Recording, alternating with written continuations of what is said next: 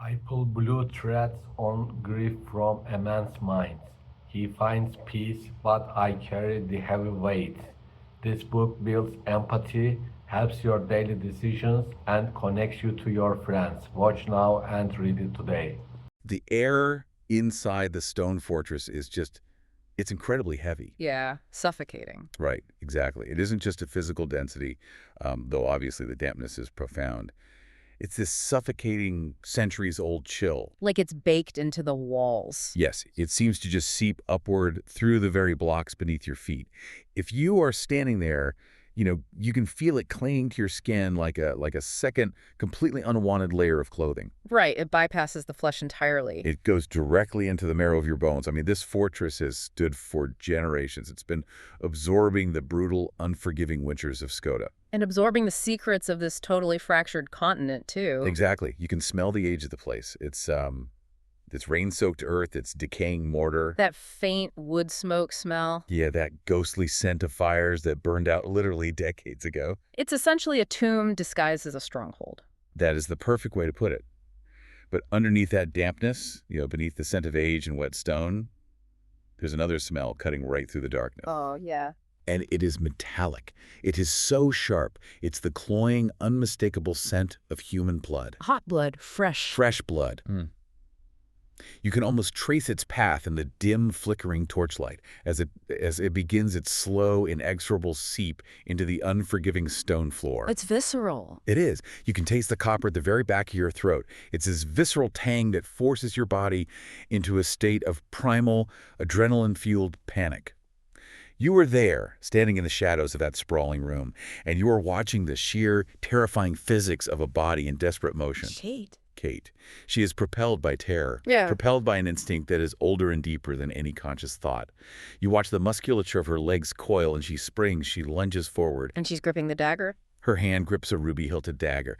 And this isn't just any weapon, right? No, it's the blade Harold gave her on her 18th birthday. Exactly. The weight of it is entirely familiar in her palm. It's a weight she has carried as a talisman, like a promise of protection for years. And as she moves, time just seems to shatter into these agonizingly slow fragments. Every second stretches out. The ruby catches the dim firelight for one singular suspended fraction of a second.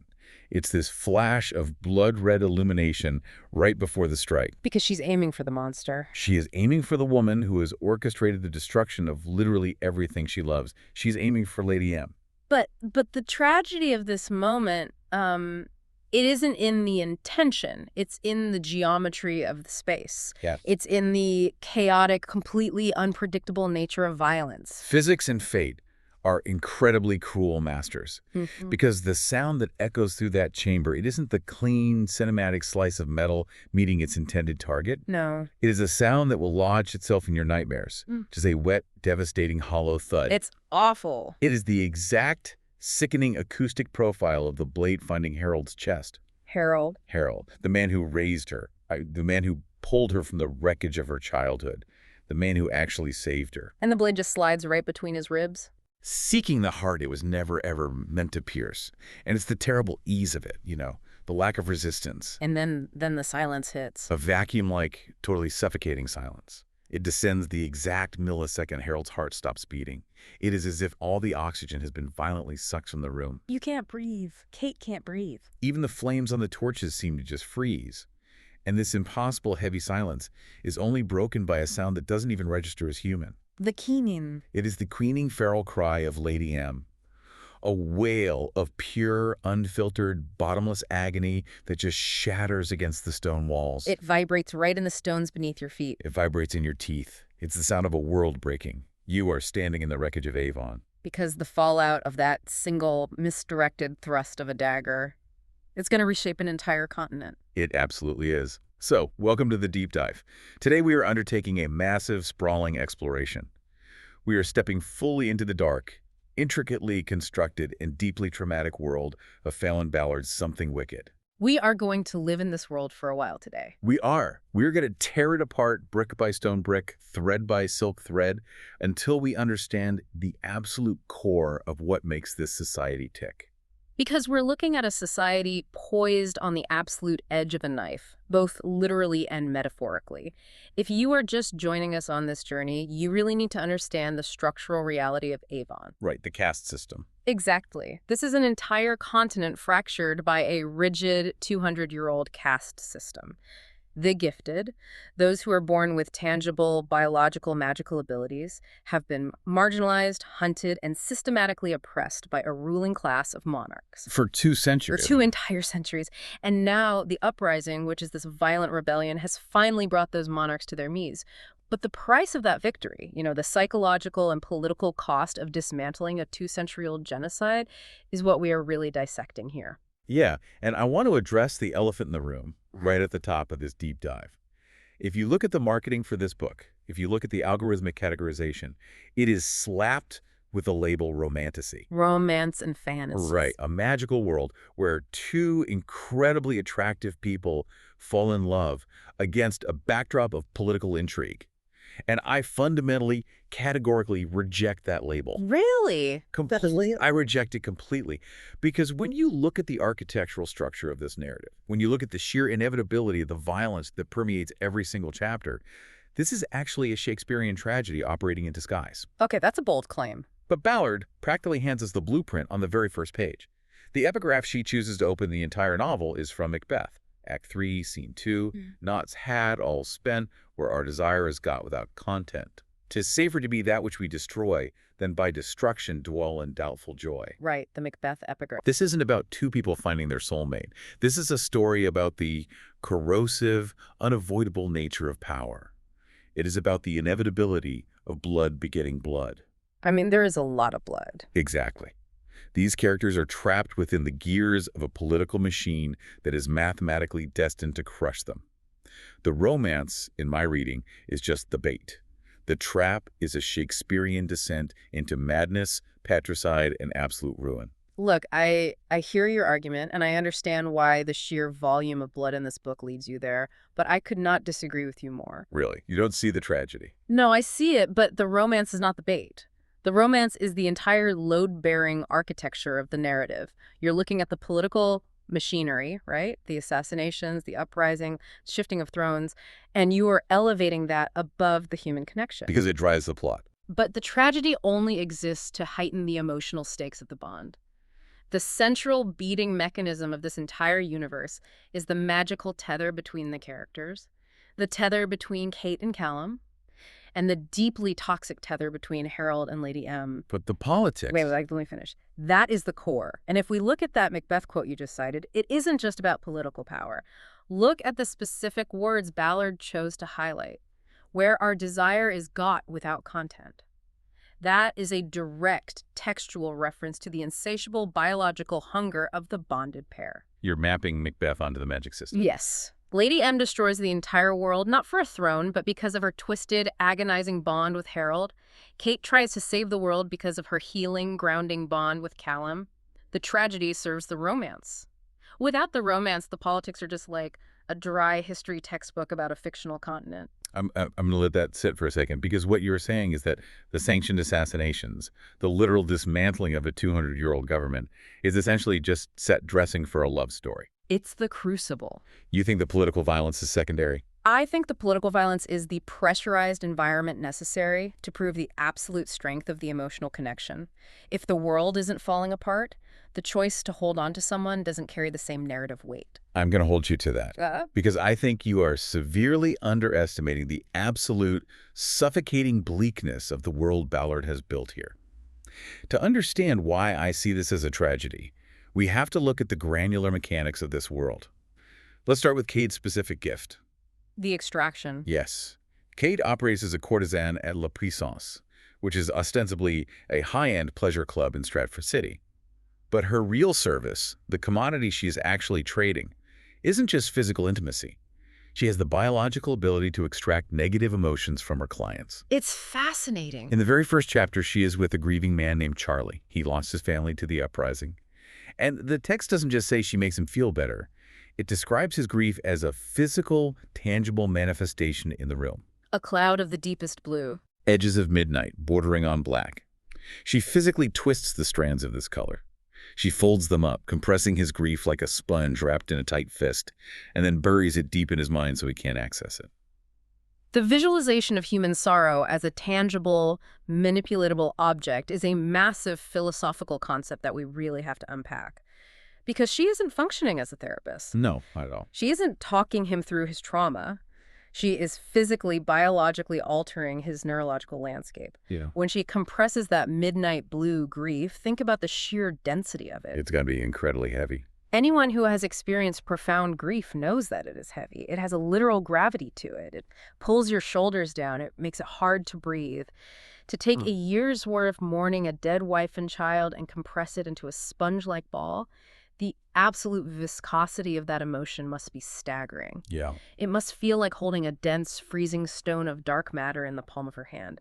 The thermal dynamics of that alone, the way that cold must seep into her own veins as she handles it. Let's meander on the physics of that for a moment. Because if grief is a dense, freezing, midnight blue sponge of dark matter, what is the structural reality of the other emotions she encounters on a nightly basis? Right, because she takes everything. What does it actually feel like to extract jealousy or deep-seated resentment? Let's say a wealthy client comes into La Puissance carrying a deep, putrid puce emotion of envy. Putrid puce. I love that description. A sickly, yellowish-purple resentment toward a business rival or a brother. What is the texture of that? If grief is heavy and cold, I imagine a putrid puce jealousy wouldn't be solid. No, it wouldn't be a stone. I imagine it would be sticky, Yeah. viscous, like hot tar. Oh, absolutely. It would cling to her fingers, resisting her attempts to fold it, snapping back like rubber. And it would have an olfactory profile, too. If we are applying true sensory immersion to this emotional spectrum, a putrid puce jealousy would smell like sulfur. Like rotten eggs. Like something decaying in the sun.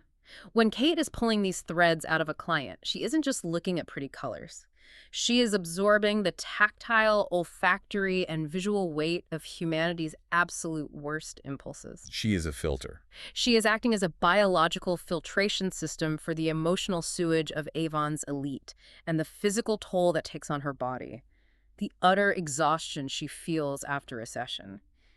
It isn't from the physical act of sex. No, it's a magical exertion. It is from the caloric, spiritual, neurological exertion of wrestling with sticky, sulfuric envy and freezing, crushing grief night after night. Her nervous system is constantly metabolizing the trauma of the ruling class. Which makes the external environment she operates in so incredibly fascinating. The sensory dissonance here is brilliant. She's wrestling with this rough, toxic, dark matter of the soul, but she's doing it between scarlet silk sheets. The contrast is jarring. It really is. The text spends a significant amount of time focusing on the extreme opulence of her surroundings. The thick, rich scarlet silk covering her massive walnut four-poster bed. We aren't just talking about nice bedding here. We are talking about the highest caliber, frictionless, temperature-regulating silk. It's a sanctuary. It is a sensory cocoon designed to completely numb the outside world. And she absolutely needs that frictionless luxury because internally, she is carrying the rough, abrasive emotional gravel of her clients. It's a sanctuary built on extreme sensory contrast, yeah. But to really understand why she needs that silk, you have to trace the psychological need for sanctuary back to its origin. The orphanage. You have to trace it back to the Skotan orphanage. When Kate and her twin sister, Andra, were abandoned as young children, they were sent to a state-run facility specifically designed for the gifted.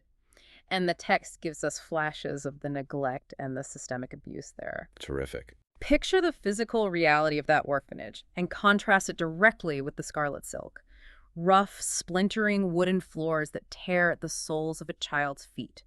Drafty, crumbling stone walls that let the bitter, biting Skotan winter winds slice through the dormitories. Scratchy, unwashed, lice-infested wool blankets. Exactly. The sheer, relentless, abrasive texture of her entire childhood is what makes the frictionless silk of La Puissance a psychological necessity for her survival as an adult.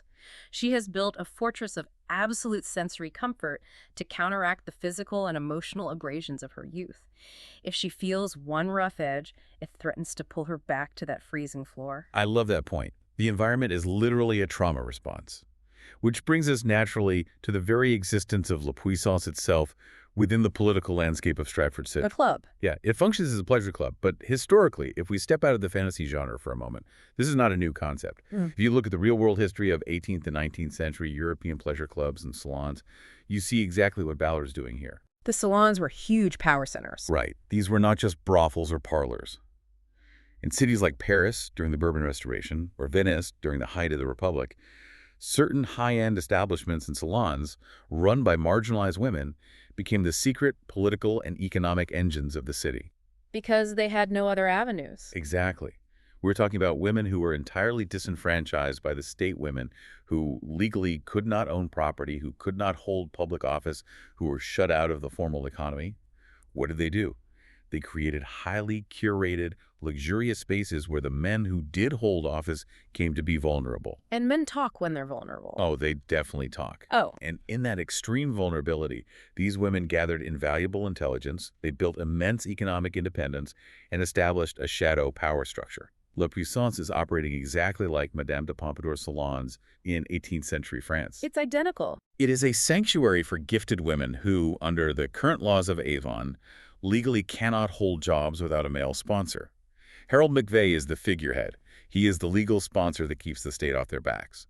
But the women, Kate, Mary, Tess, Rosa, they are the actual power center.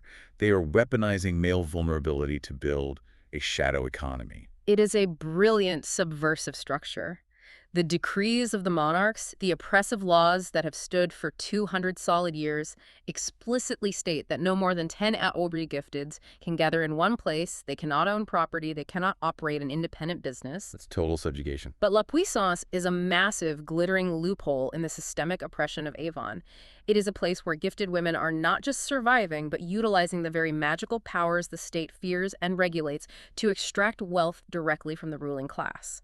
They are taking the master's money, using the traits the masters hate. Okay, I agree with the historical parallel, but this is exactly where I have to push back hard on the economic realism of this supposed shadow power structure. Here we go. I mean, the math does not add up. We are told explicitly that the club is failing. Harold confides that the uprising has drained their funds, the political instability has scared off clients, and they are on the absolute brink of foreclosure. They're about to lose the sanctuary. Right, times are tough. And yet, how does Kate handle her business? She takes clients like Charlie, and he pays her with a single gold coin. She tosses a small handful of coins into a decorative gold elephant-shaped bowl on her vanity and doesn't even bother to count it. She explicitly tells the reader she isn't doing it for the money. Because she's not. But the club is dying. They need the money. And then, a few chapters later, Lady Magricia sweeps into the city, snaps her fingers, and effortlessly buys out the entire club's debt. She bankrolls the entire operation out of petty cash, instantly taking absolute ownership of Kate's sanctuary. Well, Grecia's incredibly wealthy. But how are we as readers supposed to believe in Kate as this empowered shadow broker of a courtesan when she is giving away her highly specialized, deeply taxing magical services for pennies, while a true, ruthless capitalist like Lady M easily purchases her entire reality? The economics are structurally absurd. You are looking at Kate's actions purely from a cold, capitalist, ledger-balancing lens, and in doing so, you are completely missing the profound psychological damage that drives her economic choices. Economics are economics. But Kate's charity is not bad business. It is a complex, deeply ingrained trauma response. Again, go back to the splintering wood of the Skota orphanage. Kate fundamentally believes she failed to protect her twin sister, Andra, from the abuse they suffered there. Even though they were both kids. Right, but because she was the slightly stronger one, the one who took the beatings, she developed a crippling older sister complex that dictates every single move she makes as an adult. She literally, biologically cannot stand by and let people suffer because she could not stop her sister's suffering when it mattered most. So she heals Charlie for free. Yes. Taking a handful of coins from a grieving, shattered man like Charlie isn't about balancing Harold's ledgers to save the club. It is a psychological compulsion. She is compulsively saving broken men to make up for the one little girl she couldn't save.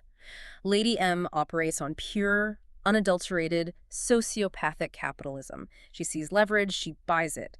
Kate operates on atonement. She is trying to buy back her own soul, one extracted sorrow at a time. Atonement. That is the perfect pivot. Because the concept of atonement brings us directly to the most controversial, the most heavily weighted, and frankly the most disturbing political mechanism in the entire book. The decree. The decree. Let's set the stage for the listener. The uprising, this bloody rebellion, finally wins. The monarchs of the various provinces formally surrender, and the new victorious rebel government issues the terms for the very first democratic presidential election. A huge step forward. But there is a catch, a massive, horrifying catch. To secure a candidacy on the ballot, the prospective candidate must personally assassinate their province's current sitting monarch. Yeah, it's intense. They call this sanctioned murder, atonement. It must be done within a highly specified, legally binding killing period. We need to deconstruct this decree. Yeah. We need to look at it from every single angle because it is the linchpin that drives the entire narrative forward. Let's start by looking at it from the perspective of the royals. Let's start with Callum. If you are looking at this through the eyes of the royals, this decree is an absolute paralyzing existential horror. Callum is the Prince of Skota. His father, King James, is the currently reigning monarch. And he's not even a bad king. Right, but Callum is being told by the new government that in order to lead his people into a democratic future, he must walk into his father's chambers and personally murder him in cold blood. And the sheer psychological torture of this is compounded by King James's reaction. That scene is wild. King James doesn't fight it. He sits at the breakfast table, reading the broadsheet newspaper headline that essentially signs his own death warrant, looks at his son, and calmly says, "You must do this." For the royals, this isn't just a political transition. It is the ultimate psychological violation. It is the sudden, violent, mandated inversion of the divine right of kings. Now let's instantly triangulate that. Let's look at it from the perspective of the architects of the decree, the uprising. For 200 years, the monarchs of Avon have instituted laws that are, by any modern definition, fundamentally genocidal. Yes, the oppression of the gifted. In provinces like Talia and Venetia, the cruelty isn't just systemic, it's visceral. Pregnant gifted women are routinely dragged from their homes and murdered, slit open, slaughtered specifically to prevent the birth of more gifted children who might one day challenge the throne. It's monstrous. For 2 entire centuries, the gifted have been treated not as citizens, but as a biological pestilence to be eradicated. So the uprising finally manages to overthrow this monstrous system. From their perspective, how on earth do you ask your traumatized soldiers to trust a new democratic government if the old blood-soaked architects of your oppression are still breathing? You can't. They don't see this decree as murder. They see it as a necessary structural blood reparation. It is a mandated public severing of the past. It is saying you cannot step into the future until you have cut the throat of the past. And then, importantly, there's the third perspective. The perspective of the everyday gifted citizens, the women at La Puissance. Kate, Mary, Tess, Rosa. They aren't royals, and they aren't rebel soldiers. They're just people. They are just trying to survive. They're caught completely in the crossfire of this ideological war. All they want, their entire political ambition, is for the oppressive laws to be rescinded so they can own a bakery, or run a tailoring shop, or have children without the terror of being hunted down by the state. Basic human rights. Exactly. But instead of immediate peace, they are forced to watch the entire continent descend into sanctioned, chaotic anarchy. Because a decree like the killing period doesn't just neatly eliminate a few monarchs. It breeds a terrifying cultural precedent. It teaches the populace that violence is the only truly recognized currency of political power. I want to contextualize this, because as shocking as Ballard's decree sounds, what the uprising is doing here is not entirely unprecedented in human history. When you look at the provinces of Avon, Skota, Venetia, Callum, Talia, and you map their shifting violent power dynamics, you are looking at a nearly direct parallel to the French Revolution, specifically the Reign of Terror. Oh, the Committee of Public Safety. Yes, Maximilien Robespierre and the committee operated on the exact same philosophical frequency as the uprising. They firmly believed that in order to birth a pure republic of virtue, you had to first cleanse the contaminated nation with the blade of the guillotine. Right, the national razor. The uprising in Avon is instituting their own reign of terror. They are making a deeply cynical philosophical argument that the fragile tree of true democracy cannot possibly take root unless the soil is heavily, deliberately watered with royal blood. The historical parallel to the French Revolution is incredibly accurate, and it forces the reader and us into a massive, uncomfortable debate about the ethics of sanctioned assassination as a legitimate political tool. Is it ever philosophically justified to use the master's tools to dismantle the master's house? I would argue no. But if the master built the house using state-sanctioned murder, does using state-sanctioned murder to tear it down make you a liberator? Or does it just make you the newest oppressor in a long, exhausting cycle? They are the new oppressors. That is my entire point. Mm-hmm. The Uprising has proven on day one that they have absolutely no business establishing a new democratic system. Now, listen, you do not build a stable, prosperous, enduring democracy by mandating that your inaugural presidential candidates must be patricides. It is a structural failure from the very first moment. They aren't healing the trauma of Avon. They're institutionalizing it. It's an extreme measure for an extreme history. They are literally writing into the Constitution. The first qualification for holding high office is that you must be capable of murdering your own family.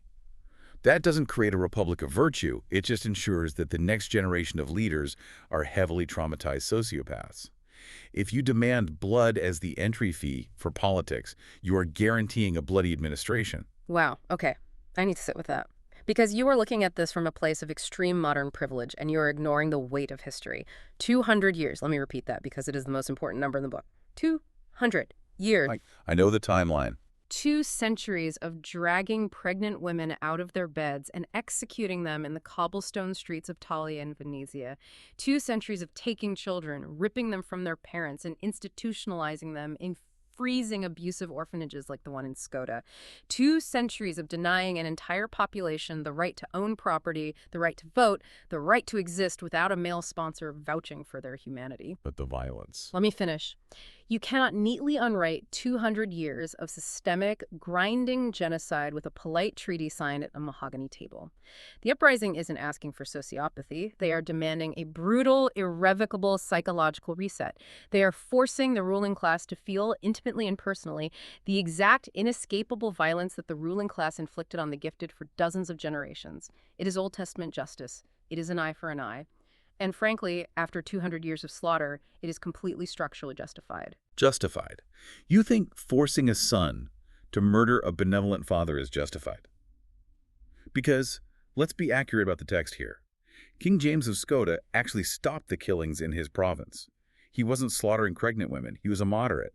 And yet the Uprising demands Callum execute him anyway. You think that is a fair application of justice? I think when you are dismantling a deeply corrupt continent-wide system, the individual, localized benevolence of one moderate king does not excuse the structural violence of the throne he sits on. King James benefited from the oppression of the gifted. He lived in a castle built on their subjugation, even if he didn't personally swing the sword in Skota. The throne itself is the crime. The institution must be burned to the ground, regardless of who is currently keeping the seat warm. Well, that incredibly dark perspective brings us directly to the psychology of the man tasked with committing this justified violence. Callum Reed, the Prince of Skota. Let's thoroughly deconstruct Callum, because I have serious aggressive critiques of how Ballard built him as a character. I had a feeling you would. We spent time unpacking Kate's older sister trauma response.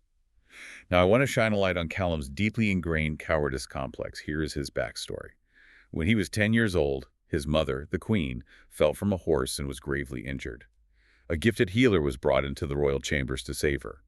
But the healer, acting as a covert agent for the rebellion, deliberately sat back, crossed his arms, and watched the Queen slowly choke to death on her own blood, declaring to a 10-year-old boy that this was penance for the crimes of the monarchy. It's horrific trauma. Callum watched his mother suffocate. He froze. He did nothing. Fast forward to the present day. During the killing period, Harold McVey infiltrates the castle to murder King James. Callum is in the room. And what does he do? He freezes again.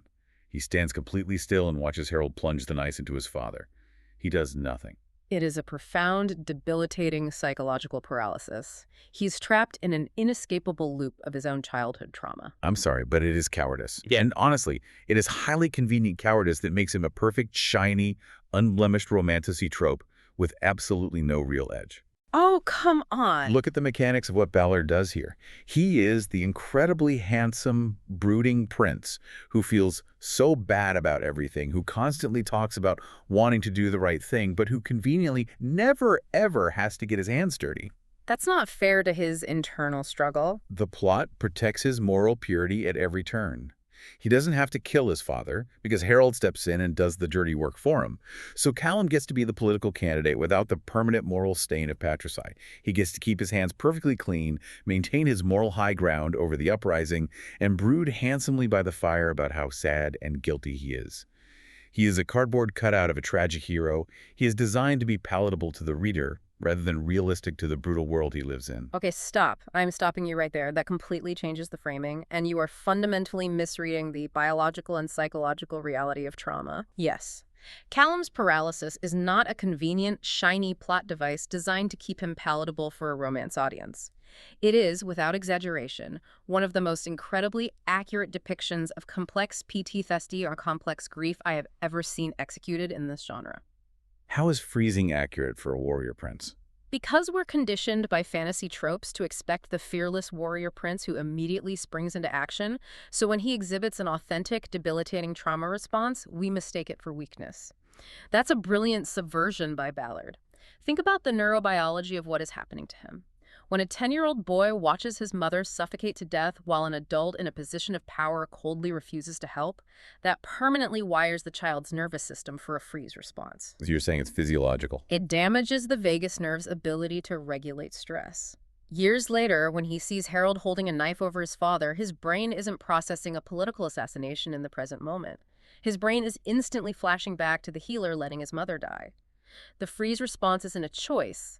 It is a biological override. It feels convenient. It is an overwhelming systemic flood of cortisol and adrenaline that physically, neurologically prevents voluntary movement. Calling it cowardice is a gross misunderstanding of how human neurobiology processes repeated, inescapable trauma. He hates himself for it. The guilt is literally eating him alive from the inside out. That is not a shiny romantasy trope. That is a broken, profoundly damaged human being reacting exactly how a human nervous system is designed to react under impossible stress. That is actually a genuinely profound insight. I haven't considered the polyvagal theory application to his paralysis. That completely changes the framing. It really does. I have to validate that because it grounds his inaction in science rather than just narrative convenience. However, if we are going to talk about realism and if we're going to praise the book for neurobiological accuracy, we absolutely must discuss the tactical decision-making of these broken human beings. Oh, no. Which brings me to the infiltration of the stone fortress. The incident I have lovingly dubbed the disguises trees debacle. I knew this was coming. You know exactly what I'm about to say, and I will not let this go. Callum, Kate, Dom. Who's an experienced military general, by the way, and Alex, the uncle. They need to sneak into the heavily guarded Skotan forest to find Harold and Lady M. They know they're walking into a stronghold. Yes, a fortress. And their tactical plan, the grand military strategy devised by a prince and a general, is to literally disguise themselves as trees, shrubbery. It's improvised. They break off branches, attach leaves to their clothing, and attempt to shuffle through a forest to infiltrate a highly guarded stone fortress. Strategically, I cannot look past the absurdity of this. I must absolutely tear this apart. You're being overly logical about a fantasy book. How? In what conceivable universe does a prince, a courtesan, a veteran general, and an uncle shuffle through a dense forest looking like moving bushes without being instantly spotted by highly trained, paranoid guards? How do the leaves even stay on? What happens when the wind blows? It is out of a cartoon. It completely shatters the suspension of disbelief. I am incredulous. How did this make it past the tactical planning stage? You are demanding rigid military logistical realism in a moment of absolute, frantic, blinding desperation. The sheer absurdity of the plan isn't a plot hole. It highlights exactly how out of options they are. They're a general and a prince. But they have no army backing them. They have no time to scout the perimeter. Lady M has taken Andra, Kate's sister. The one woman on the continent who can unerringly see the future is currently in the hands of a violent sociopath who is actively building a rogue army of gifted. They are not acting as cool-headed tacticians. They are acting as terrified, desperate people clinging to the literal only piece of cover available to them in a barren landscape. The bushes. And honestly, the logistical absurdity of the shrubbery, whether the leaves fall off in the wind, whatever, is completely 100% irrelevant to the narrative because of the immense emotional weight of what happens right before they put those branches on. You mean the conversation at the edge of the tree line? Where he finally asks her if she's bonded to him. Yes. The climax of the emotional arc happens right there. They're standing on the edge of the dark forest, about to walk into what is, statistically speaking, a suicide mission. And Callum looks at Kate, strips away all the royal protocol, all the political posturing, and he asks the question that has been haunting his every waking moment. Right. He asks if she has ever heard of gifted people becoming magically bonded to their partners. And in that moment, she realizes he feels it too.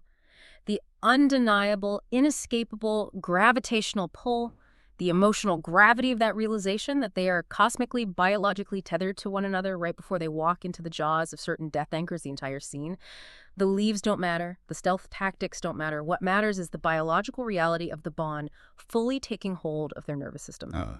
The biological reality of the Yeah. bond. This is the core theme of the entire universe, the central mechanic of the magic system, and frankly, it is where things get incredibly uncomfortably dark for me. Dark. We need to dissect the mechanics of the bonded pair because it raises massive ethical questions. The lore of Avon states that when a gifted individual and their partner bond, the need for each other becomes completely insatiable. It is a total systemic integration of two souls. Physical distance between them causes actual debilitating physical agony. It's an intense connection. An inch under the skin that burns. A sudden drop in body temperature. A feeling of organs shutting down. It acts almost like a sudden, severe withdrawal from a highly addictive substance. The magic physically rewires their neurobiology so that they regulate each other's physiological state. Exactly. And I'm going to push back on the romanticization of that with a very dark philosophical question. Is this true love? Or is this biological entrapment? Because from where I am sitting, looking at the mechanics of this magic, it looks like Callum has been entirely stripped of his free will. He says he loves her. He says he would choose her every single day. But does he actually have a choice? If his biology, if his newly rewired nervous system causes him blinding physical agony the moment he tries to walk away from her, his biology is holding him hostage. You think he's a hostage to his own feelings? He is addicted to her on a cellular level. That isn't a beautiful transcendent romance. That is a biological prison sentence. How can you call it love if the alternative is physical torture? That is a fascinating, terrifying question. Let's pivot and look at this through the psychology of trauma bonding, because I think you are confusing a magical tether with toxic codependency, and Ballard is very careful to distinguish between the two. How so? The magic works the exact same way for everyone. We have to look at the other bonded pair in the book to understand the full spectrum of this magic. Harold and Lady M. Grisha. That relationship is the dark mirror. That is a toxic, inescapable, madness-inducing bond. Harold is fundamentally a good man. He is a man who built a sanctuary for abused women, who funded the Uprising to end a genocide, who gave Kate and Andra a safe home. Right, but he does terrible things for her. Because his magical bond to Lady M forces him to participate in her absolute sociopathy, he admits aloud that he physically cannot go against her wishes. That is biological entrapment. That is a literal trauma bond where the nervous system is addicted to the cycle of abuse, terror, and reconciliation. It destroys his morality. Exactly. You just proved my point. So why is Kate and Callum's bond any different? It's the exact same magical mechanic. If it destroys Harold's free will, it must destroy Callum's. It is the same underlying magic, yes, but it is a profoundly different application of human will. Harold's bond strips him of agency because it is rooted in toxicity, fear, and a fundamental misalignment of values. Lady M uses the bond as a leash. And Kate doesn't. No, Kate and Callum's bond is rooted in mutual healing. It is entirely consensual. Look at the text. Before the bond fully solidifies and locks into place, Callum explicitly tells Kate that even if they weren't bonded, even if there was no magic forcing his hand, he would choose her. He offers her an out. He says they don't have to marry, they don't have to be together if she isn't ready. But the physical ache. The physical ache of the bond, the pain of separation, is Ballard's metaphor for the extreme vulnerability of choosing to love someone entirely. In the real world, when you truly deeply love someone, their prolonged absence does cause an ache. Grief does alter your nervous system. Heartbreak causes actual, measurable physical pain in the human body. Ballard is just taking that universally understood emotional reality and making it literal through the magic system. I hear the metaphor, but I still struggle with it. Strategically, I look at a prince who just watched his father get murdered, and a courtesan whose sister is currently being held hostage by a maniac, and they suddenly decide that their magical biological sex bond is the cure to all their massive unresolved trauma. It feels like it strips them of the agency to walk away when the relationship inevitably gets hard. The agency in a profound relationship isn't in having the ability to easily walk away without consequence. The agency is in choosing to stay and choosing to do the work despite the pain it might cause. It is a beautiful, if intense, metaphor for the inescapable weight of true commitment. We're going to have to agree to disagree on the romantic appeal of biological tethers, because I find the implications of the bond utterly terrifying. But let's move forward. Let's return to the climax. Let's step back into that freezing stone fortress. Chapter 30. The Fall of Harold McVey. The moment we open this deep dive with. This moment, this is where the true, crushing weight of the tragedy finally falls. If you want to talk about Shakespearean architecture, Harold McVey is the true tragic heel of this novel. You have got to be kidding me, Harold. I am completely serious. Look at the massive, sweeping architecture of his character arc. He is a man who desperately wanted to protect the vulnerable. He funded the Uprising to stop the slaughter of his people. He gave Kate and Andra a home when the state would have let them rot. And he also killed a king. But he was inextricably, biologically tethered to a monster, Lady M. In order to protect the girls, in order to try and mitigate Lady M's insatiable violence from the inside, he slowly, systematically poisoned his own soul. He murdered King James, he sacrificed his morality, his public reputation, and everything he fundamentally believed in because he arrogantly thought he could control the damage she caused. That doesn't make him a hero. And in the end, in that dark stone fortress, when Lady M loses her mind and is about to plunge a knife into Kate, Harold breaks his conditioning. He stops her. He throws himself in the way. Kate lunges with her dagger, and Harold willingly absorbs the blade to save her life. He dies so that the girl he raised can live. He is a man utterly destroyed by the very things he tried to save. It is the textbook definition of a Shakespearean tragic hero. He is Macbeth with a conscience. Wow. Okay, I have to push back on this because my credulity is stretched to the absolute breaking point. A tragic hero.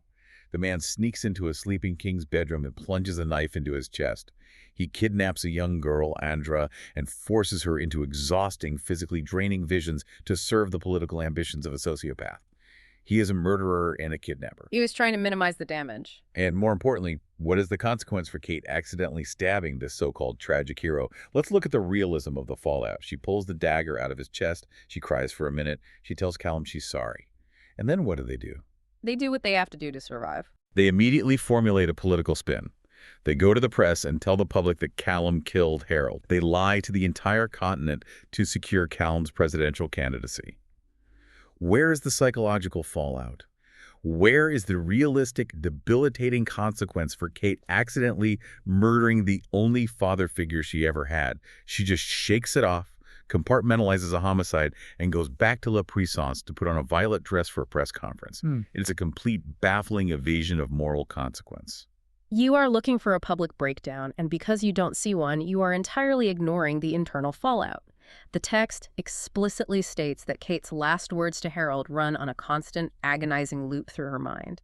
She's deeply haunted by the sensation of the blade sinking into him. Her internal monologue is fractured, but she doesn't have the luxury of collapsing in a heap and processing her grief. She doesn't even talk about it. She cannot afford to fall apart because the immediate threat hasn't been neutralized. Lady M is still out there. The monster is still on the board. Ah, yes. Lady M. Huh. Which brings us to the twist. The revelation that drops like an absolute anvil in the final chapters. If you are listening to this and you haven't read the book, consider this your final spoiler warning. It's a huge twist. Lady Magricia, the sociopathic mastermind behind the chaos, is Kate and Andra's biological mother. The woman who sold them to the state, abandoned them to the horrors of the Skota orphanage, and is now actively building a rogue army of gifted to take over the entire continent. It is a brilliant twist because it instantly recontextualizes every interaction they've ever had. It explains why Lady M's magical powers are so unbelievably vast and why she recognized Andra's specific seer abilities instantly. She is the dark, terrifying mirror of Kate's own potential. If Kate is the sponge that absorbs grief to heal the people around her, Lady M is the supermassive black hole that absorbs power to destroy everything in her path. They are two sides of the exact same genetic coin. And it sets up the massive cliffhanger for the sequel. Because as Harold dies, he reveals a secret he has kept for decades. There is a third sister, Coralia. We don't know where she is. We don't know what her specific gift is. But we know the prophecy that started this entire war. Years ago, Diana, the seer, had a vision. She saw Harold wearing a crown. That single vision is what started this entire chain of bloody events. Lady M forced Harold to become the Skotan presidential candidate because she firmly believed the vision meant Harold would become president, and by extension of their bond, she would become the Queen of Avon. She burned the world down for that vision. Which leaves us with a lingering, deeply provocative question as we close the book. In the lore of Avon, Diana's visions, much like Andra's visions, are absolute. They are never, ever wrong. The future is fixed. So, if Diana saw Harold wearing a crown and Harold is now lying dead on the floor of a stone fortress with a dagger in his chest, did his premature death somehow break the prophecy? Did Kate shatter the fixed timeline of the universe? Or, and this is the thought that keeps me awake, is there a dark, unexplored loophole in the magic of the bond? We know a bonded pair shares a physiological connection. Does a bonded pair share more than just physical pain and emotional resonance? If Harold's blood spilled on that stone floor, did Lady M, through the tether of their bond, somehow inherit the crown through his death? Is she now, magically and legally, the true heir to the vision? That is a terrifying thought, because if Lady M has somehow inherited the prophecy through the metaphysical transfer of the bond, then the Uprising hasn't ended the era of tyrants at all. By demanding blood atonement, by creating an environment where assassination is normalized, they have just paved the way for the most powerful, unhinged tyrant the continent has ever seen. The violence didn't cleanse the system, it just evolved the predator. Exactly. They built the exact machine that's going to destroy them. So as we wrap up this massive exploration, I want to turn this outward. If you're listening to this, what does this all mean for us? Sitting in the real world, how do we apply the brutal lessons of Avon to our own consumption of history, of political narratives, and of the daily news cycle? When does a righteous rebellion against a corrupt, genocidal state cross an invisible line and become a terror state itself? How many degrees of separation are there between a liberator and a dictator? When does the pursuit of absolute justice become entirely indistinguishable from the pursuit of blind vengeance? Ballard is asking us to look very closely at the mechanisms of power, whether it's the overt structural political power of a government decree or the intimate emotional power of a magical biological bond, and constantly aggressively question who is actually in control. It challenges us to never stop questioning our base assumptions, to recognize that the line between a luxurious sanctuary like La Puissance and a suffocating prison is often just a matter of perspective and privilege, and that sometimes the most dangerous monsters aren't the ones sitting on thrones in distant castles, they're the ones we are biologically inescapably tethered to. We leave you with that image. The heavy, centuries-old, damp air of the fortress, the cloying metallic smell of copper seeping into the stone, the agonizing silence after the heartbeat stops, and the cold, creeping knowledge that in the smoking wreckage of Avon, the tragedy isn't over. It is only just beginning. Stay curious, stay vigilant, and we will see you next time, deep in the details.